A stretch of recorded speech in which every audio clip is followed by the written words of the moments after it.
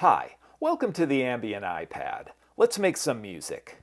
This is Jam 59, and for this one I'm going to use the Mellotron M400 2 brass. The signal chain is the Mellotron M4000D Mini. Its master mono analog output goes into a Focusrite Scarlett 18i8 interface, which is behind me. That communicates back and forth with an iPad Pro through a USB-C hub that also lets me power the iPad Pro at the same time. I've got a blank instance of apeMatrix going. First thing I need to do is change the USB input to mono. The Mellotron is mono. I want to bring down the tempo a bit. 82 will work. Let me turn on MixBox.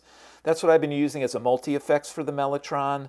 I have a patch set up with a lot of different effects in it, but it starts just with the compression on, so I'll use that to demonstrate. Let me connect the Mellotron to the output. This is the Mellotron M400 2 brass. Let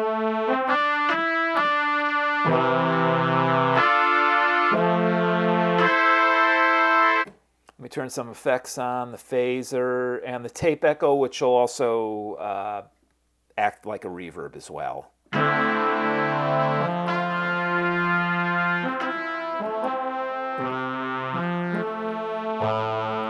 So you can hear the phaser introduce a little movement back and forth through the stereo field.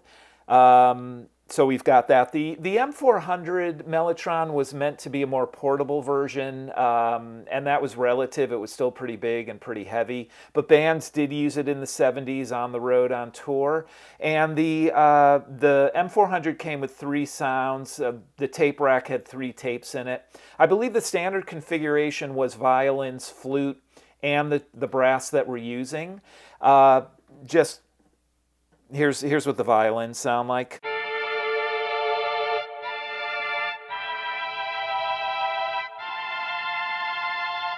And then there's a bass flute on here, which sounds to me like the Mark II flute anyways. So you got 3 great classic Mellotron sounds, and they're classic because they were on the M400 and they got played a lot. But we're going to stick with the 2 brass. All right, the other thing I'm going to use today is some percussion.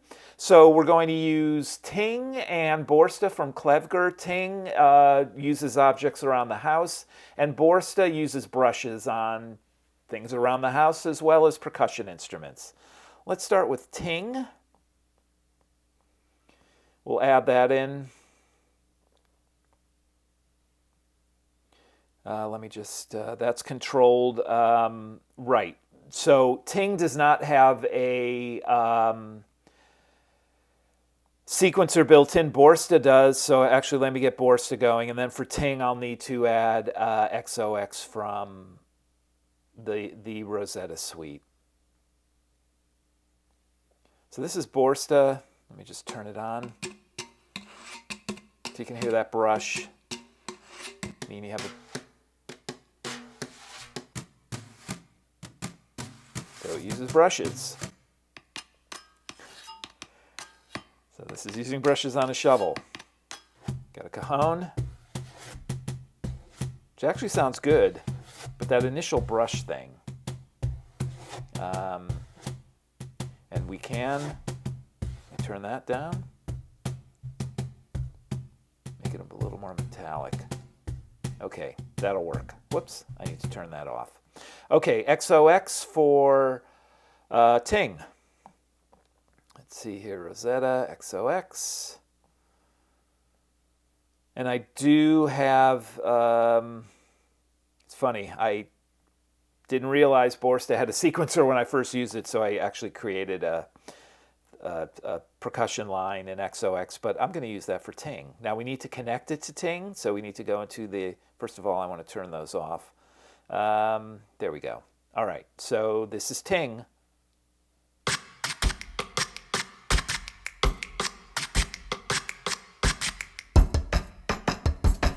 I like that.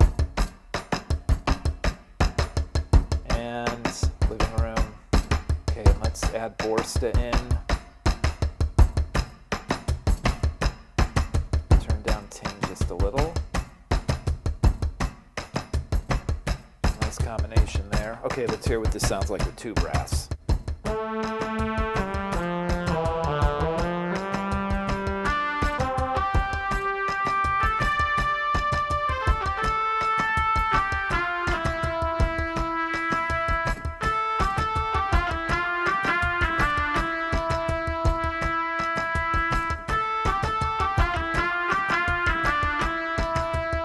One of the famous uses of two brass was that in Tangerine Dream's Ricochet. King Crimson used it a lot too in Circus. Let me see if I could do that over this. It's actually, let me turn it. No, I'm going to keep it going. It's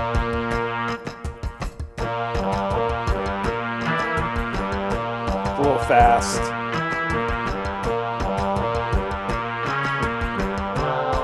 Something like that. Not really good with Mellotron covers. I know folks have asked me to do some and I've tried. It just doesn't really work out.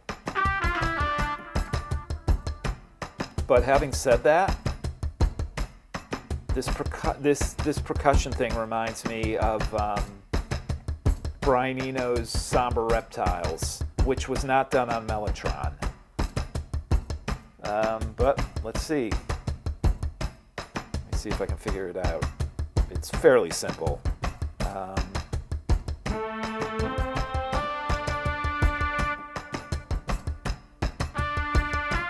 that sounded right.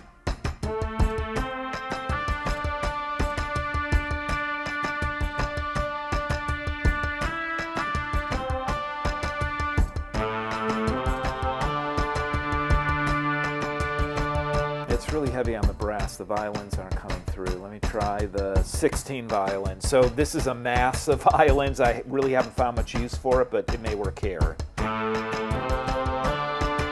that's better.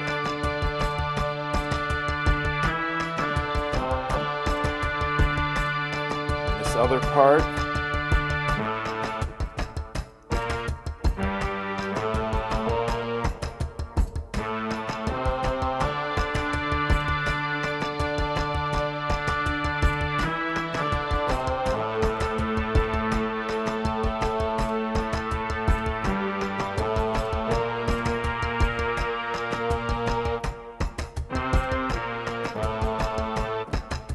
Yeah, that'll work. Let me turn this off for now. Okay, we're going in a different direction, but I need something else. Eno used a Moog, a mini Moog.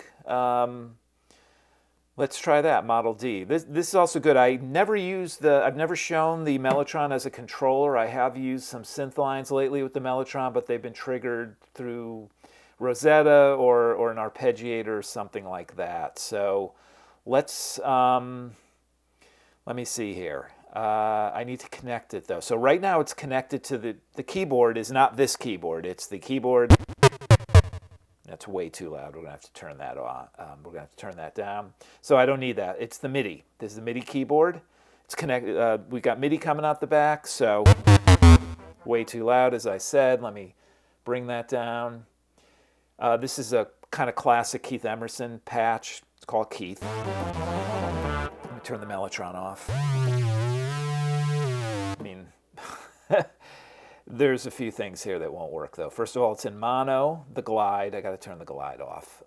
Let me go in here with the Model D. Even though the Moog, the mini Moog was mono, you can be polyphonic with this, which is good.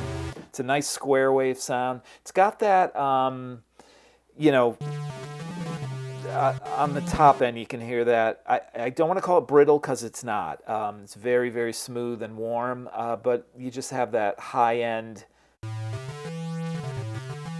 kind of filter sound, and I'd like to turn that down slightly, which all I have to do is turn the contour down a bit.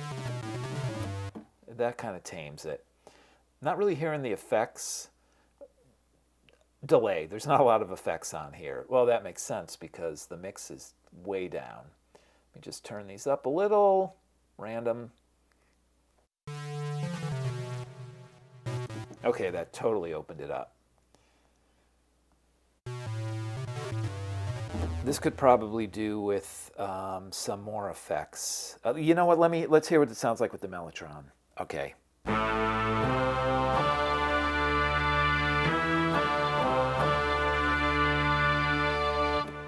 Pretty good. Want things a little bigger but the Moog really. Yeah, let me use micro pitch. So micro pitch from Eventide. I want to use I think it's the H3000. Yes. So this is kind of the classic Eventide H3000 sound. I think this is the original doubling unit that became popular in the 70s. Not Sombre Reptiles was 75. This would have been a little later, 77-ish. So really got used a lot on David Bowie's Low.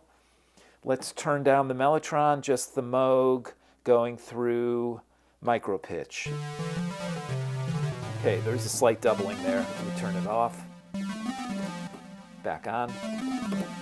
Might as well add to the Mellotron too. Let's hear what this sounds like all the way up.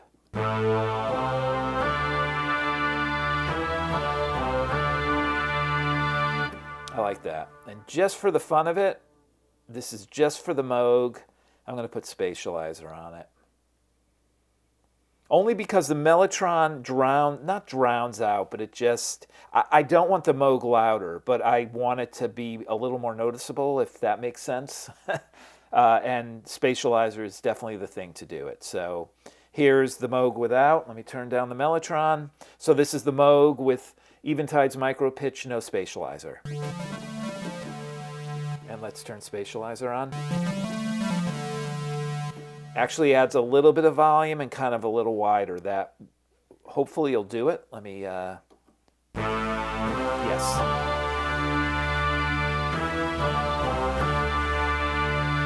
All right, let's turn the percussion back on and hear what we've got.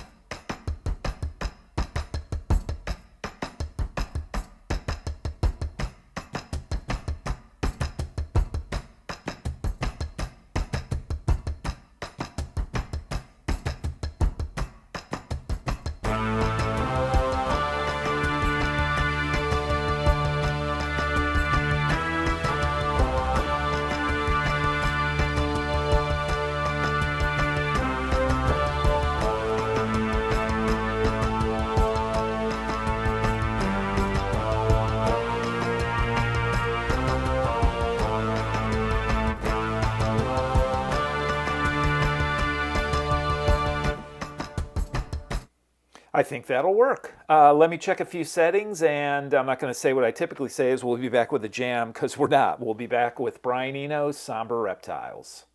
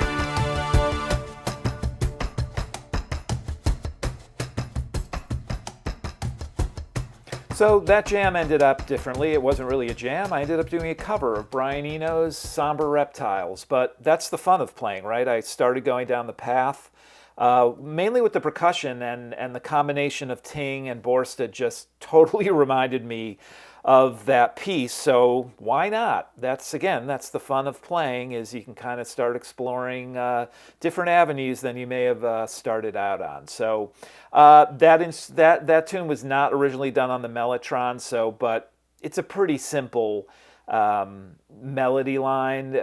Eno's strengths were in his simplicity and the way he put sounds together. Was and still is.